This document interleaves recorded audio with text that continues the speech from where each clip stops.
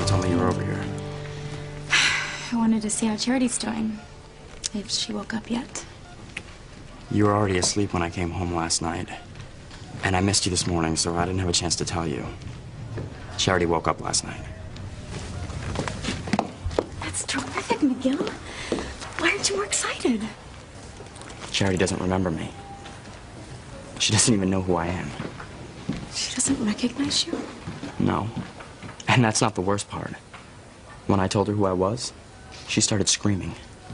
What? It was awful, Theresa. She was hysterical. That's so weird. I don't know what to expect when she wakes up this time.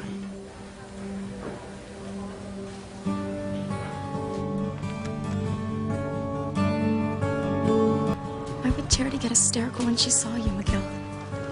I don't know. Neither does Dr. Russell. All I did was tell her my name, and she went nuts. Like she was scared of me or something. That doesn't make any sense. She must have gotten you mixed up with someone else. What other reason could there be for her reacting that way? I wish I knew. But why would Charity think I was someone else? Now, I understand she'd have some temporary memory loss. She survived a terrible fire. That would make anybody want to forget. But that doesn't explain why she started screaming when I told her my name. We've never even had an argument. All either one of us ever wanted to do was be with each other. And you're sure you didn't say anything else that might have upset her? Nothing. It's weird, Theresa. I bet. Well, like you said, Miguel, Charity's been through so much. She needs time to recover. Dr. Russell said that, too. Well, then listen to her. Whitney's mother is the best doctor around. Try to be patient. It's hard. You really care about her, don't you? I've never cared about any girl like this before. I just want to be with her all the time. I understand. But don't worry, you'll see. Things will work out. I just wish she knew I only want what's best for her. If she wakes up this morning and acts like she hates me, I don't know if I could take that again.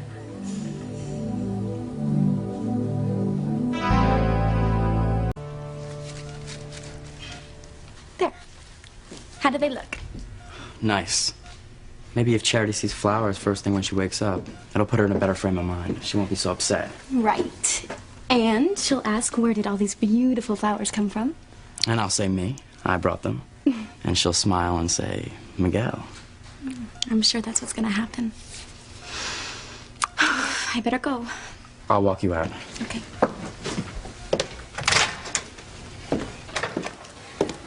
It'll be all right. You'll see. What about you, Theresa?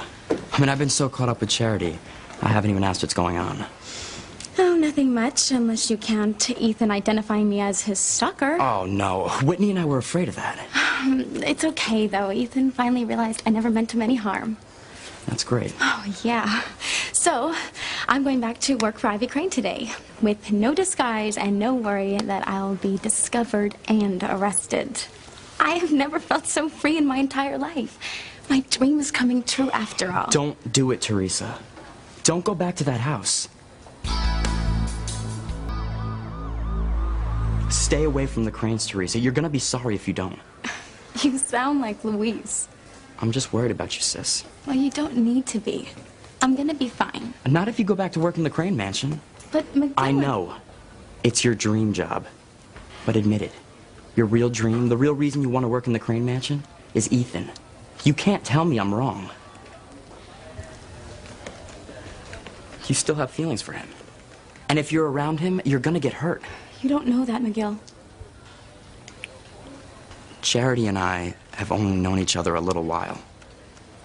And last night, when she pushed me away, it tore me up inside. If you don't get over loving Ethan, you're gonna be crushed when he rejects you. But I am over him, Miguel. I'm not going back to the mansion to see Ethan. I am going back for my great job with his mother. If you believe that, you're kidding yourself. Have you and Whitney been talking about this? Why? Did she say the same thing? Mama, too. Because we know you so well. You're a dreamer, a romantic. You don't just get over being in love with someone you've loved your whole life. Even if I do still have some feelings for Ethan. I'm gonna keep them inside. I'm not the foolish teenager I was when I first went to work at the Cranes. I've learned a lot. I am tougher. Tough enough to survive a broken heart? That's not gonna happen, Miguel. Okay, I better go. Promise you won't say a word about my job to Luis. He'd go ballistic. Good luck. You too.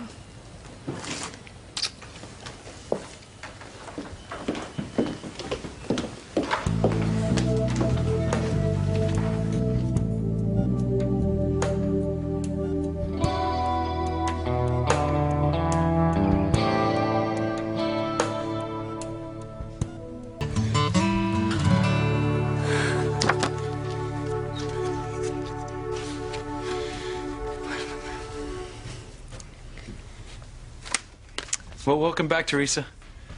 Ethan, oh, thanks. I wouldn't be here if it weren't for you. I just wanted to tell you that I'm as delighted as my mother is that you changed your mind to come back to work. So am I. Is something bothering you? Well... Hey, you can tell me. I promise I won't tell anyone if you don't want me to. Oh, it's just that your mother left me these instructions for a dinner party she's having tonight. I heard something about that. Oh, and she wants me to pick out the china and crystal to go with the menu she's planned. And the problem is? I've never done anything like that in my life. In other words, you need some help? It's my first day back at work, and I don't want to mess things up. Well, I've never done it myself, but I seem to remember my mother's got binders around here somewhere, itemizing all the family's various crystal, china, and silver. Wow. Now all you have to do is pick which ones go with which. Okay.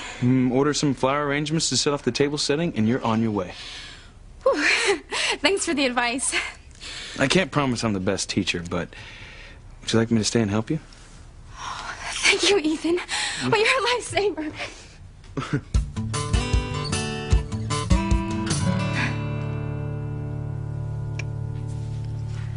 For dessert, I'd use these plates, cups, and saucers, this dish to hold the chocolate mousse, and this plate for the tarte tatin. See, I knew it. You're a natural. Oh. And anyone else would think you've been doing this for years. I would have been lost without your help, Ethan. You know, somehow I doubt that. So what about flowers? I don't have a clue. Well, I know my mother's very season conscious, and she loves fall. Okay. What about Mom's? That's perfect. Rust-colored chrysanthemums. They'll set off the wallpaper in the dining room. And on the side table, a vase of oak leaves and bittersweet. She'll love it. Okay.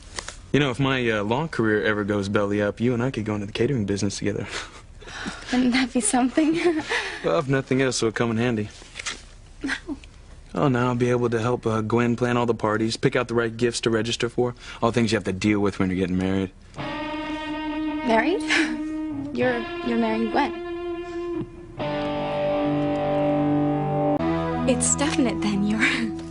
You're marrying Gwen. Well, who else would I marry?